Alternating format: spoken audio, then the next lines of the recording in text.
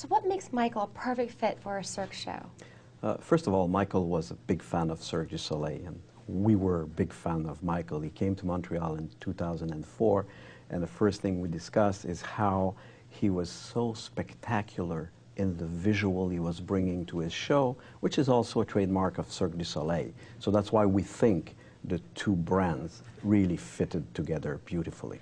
So tell me what a Michael Jackson experience, what people will have when they're watching a Cirque show. There will be two shows.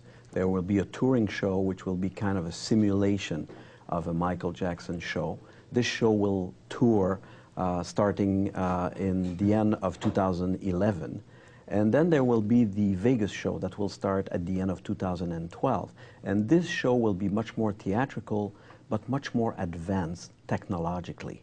And that's what we have to do right now, because Michael was always ahead of his time. So now we have to be ahead of our time to meet Michael Jackson expectations. When you're speaking of the holograms, I'm trying to understand exactly, you're going to visually see like Michael as a 3D character. Definitely the goal is to have Michael on stage. We're talking about hologram, we're talking about 3D, and we're exploring with various potential partners how we can bring new technologies to this new show. So there will not be a Michael Jackson impersonator? No one can do it the way he was doing it. Plus, if you're a true Michael Jackson fan, that's him. You want to see him.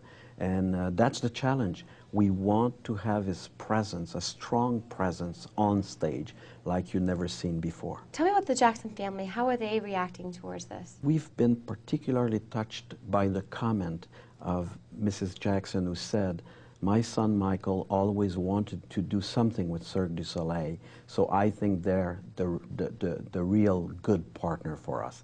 And we were really, really touched by that. What are your biggest goals to come out of it? Do you want to feel like you watched a Michael Jackson show, or do you want to feel like it was a kind of a tribute to him?